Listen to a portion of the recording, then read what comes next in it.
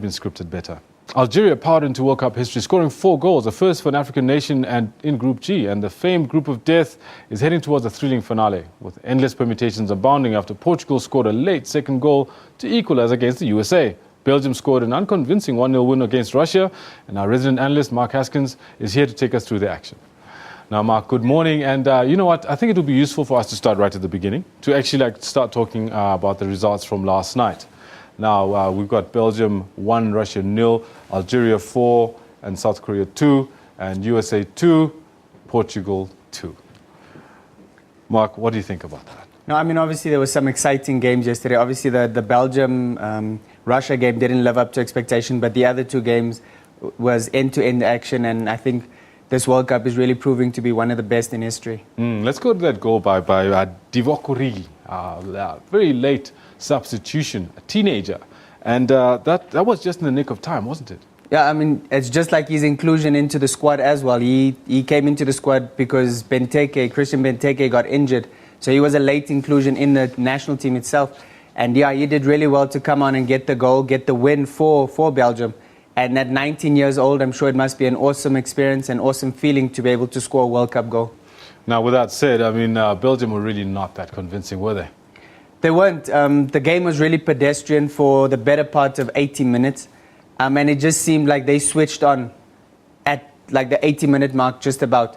And then you saw Belgium trying to come out and start playing a bit. I think both teams were sussing one another out for a bit too long, because Belgium, for one, didn't need to go all out for a victory. And Russia also were kind of, they didn't want to lose this game. So it did end up being a bit of a dull affair. All right, now let's go through to the Algeria match, because that was quite a thing to be talked about. I mean, Algeria in the previous World Cup, they actually hardly scored, if I remember correctly. And now they come up with 4 goals, like an absolute juggernaut. Algeria, funny thing, they haven't scored since the '86 World Cup, I think it is. And the crazy thing with them is they were just a few minutes away in their game against Belgium to making World Cup history for playing the most amount of minutes without scoring a goal. So they've actually reversed this now, and after scoring that goal against Belgium, they've now become the first African nation to score 4 goals in a FIFA World Cup. So they've really done well, and I mean they've proven themselves to be quite the team to beat. No, I think it's pretty good. I think definitely it's something to celebrate as Africans, and I think all Algerians all over the world are very excited about the fact that their team won, and so convincingly. Definitely, and they've put themselves in a really good position now going forward, because their destiny is in their own hands at this moment, because they go into their final game against Russia and they need to win that game. They don't need favors from anybody, and that's the position you want to be in. So they have their destiny in their own hands, and they showed that they're a quality outfit. Even in their game against Belgium, they were unlucky, and so they proved themselves yesterday and showed that they're a solid team. Look, at half-time, the score was 3-0 to Algeria. The Koreans, though, coming back into the second half, they didn't take it lying down. Definitely, but you always expect that from a team like South Korea. Whether they 5-10-0 down, they're always going to come running at you, and that's just the way they are. That's the way they play. They discipline. They always stick to what the mandate is, what they've been given to do. And Algeria, I think, coming out in the second half, I don't want to say they were complacent, but I think they wanted to just secure the victory. And that almost cost them. But they were good enough to, once they conceded the first one, to then again just switch on, go and get another goal. And once it was 4-1, you never really saw the South Koreans coming back from that deficit. All right, cool. Now, with that said, the other big talking point was the USA-Portugal match last night, the midnight match, the 2-2 draw. When that goal was scored by Varela, you could see the goalkeeper, the defenders, in fact, almost the entire team wanted to vomit. They had their heads in their hands. They couldn't believe it. It was in the last minute of extra time that was of added time that was added. How important was that goal? For Portugal, it was vitally important. For the USA, they were distraught, as you say, because coming into the World Cup, coming into this group, which was dubbed the Group of Death, they were probably seen as the weakest team. And with a victory, if that goal was not scored, with that victory, they would have secured their passage into the second round. But now, obviously, they have to go the hard route and go and play Germany in their last game.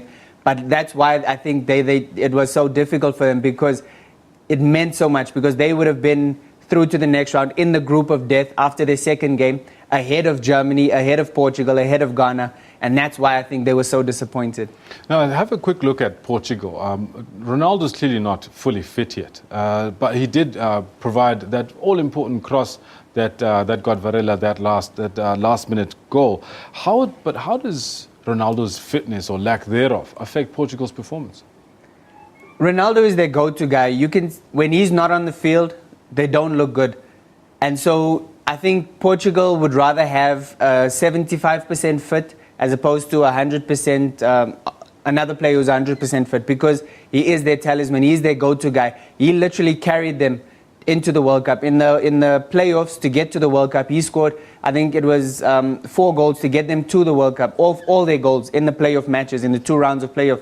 So he's their go-to guy. Without him, they look really bad, and so he's a guy they have to play. Now, what can you tell us about the permutations going? In fact, before we even go there, let's have a look-see at the Group G standings, the group of death. Let's see what's going on in the group of death, because now we've had match 2s played all round, and from last night's results, please take us through this. The great thing about the group of death, it's really played out to be just that, because this is the only group where nobody has qualified yet. In this group, even Germany, USA, with their 4 points, are not guaranteed a place in the second round. And that's why this group is so tight. Obviously, Germany play the USA in their final game. Ghana play Portugal. Ghana, Portugal, obviously for them, whoever loses that game packs their bags and goes home. In the USA-Germany game, the funny thing is that they only need a draw. And I hope that we don't have a repeat of what happened in '82, where Algeria got knocked out because Germany played against Austria and they just needed a 1-0 win. They scored their 1 goal and then they just literally knocked the ball around for 80 minutes. And so, I mean, obviously USA have a German coach, so let's hope there's... Half of the US team is German-born? Exactly, so let's hope they don't conspire for both of them to go through. Let's hope they actually play for a win, both teams, and that would give Ghana a chance. But Ghana need to beat Portugal. Now, the interesting thing here, if you remember in 2002, South Africa went out of the World Cup, not on goal difference. South Africa finished tied with Paraguay. They each had 4 points. They each had a 0 goal difference. But South Africa went out virtue of the fact that Paraguay had scored more goals. Paraguay had scored 6, conceded 6. South Africa scored 5, conceded 5. And for that reason, South Africa went out. The same thing could happen to Ghana. Ghana need to beat Portugal by a clear margin. They need to get 2 or 3 goals and hope that Germany beat USA at least, whether it's 1-0 or whatever. Ghana need to score more than 1 goal to beat Portugal by at least more than 1 goal. So this group is really, there's a lot to play for in this group.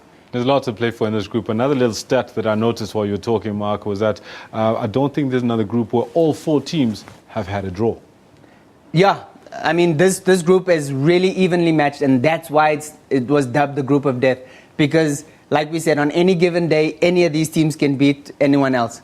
And so we really, probably going into the last round of group games, this is going to be the group that everybody will be looking forward to. Clearly, this takes us back to what we spoke about when Ghana managed to pull a draw out of the fire when they could have beaten Germany the other night. Yeah, they've left themselves with a bit too much to do, I would say. I still am hopeful that Germany can do them a favor and beat the USA, but they still have to come out all guns blazing and make sure that they get a convincing win against Portugal, which they can do, because Portugal, as you've seen, Portugal for me have looked a shadow of themselves, because they, like you were talking about Ronaldo's fitness is not the only one that's questionable.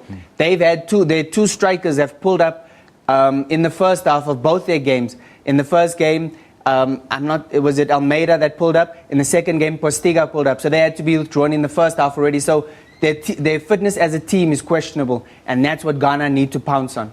Right, now let's have a look-see at Group H, the other matches that were played last night, see what the standings look like there in Group H. And they're going to get brought up by our director just now, and there they are. Very interesting permutations there. Algeria doing themselves extremely proud. They're now on second to Belgium, who are pretty much through, aren't they? Belgium are through, because as you can see, Russia and South Korea only have 1 point, so they can't catch Belgium, and that based on that, Belgium are through. Belgium play Korea in their last game, so all 3 teams, the rest of the 3 teams are still alive in the competition.